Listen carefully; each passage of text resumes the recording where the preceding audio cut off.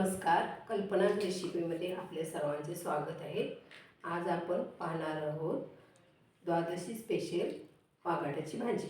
त्या भाजीसाठी लागणारे साहित्य 2 वाघाट घेतलेत आपण, आवश्यकतेनुसार कोथिंबीर, 2 कांदे चिरून घेतले, मोहरी, जिरे, लसणाच्या 5 पाकळ्या, कढीपत्ता, तेल, तिखट, अर्धी वाटी मुगाची डाळ, आवश्यकतेनुसार मीठ।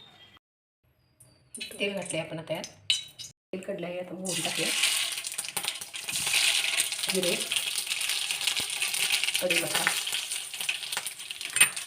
कांदा,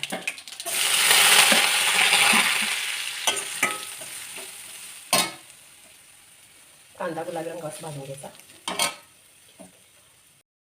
कांदा भाजला आहे, आता त्यात आपण लसूण घालूया। आता यात वाघाट आपण टाकला आहे, त्यात आपण मुगाची डाळ घालूया, अर्धी वाटी, 2 चमचे लाल तिखट, चवीनुसार मीठ। आपण आता ह्याच्यामध्ये पाणी घालून घेऊया,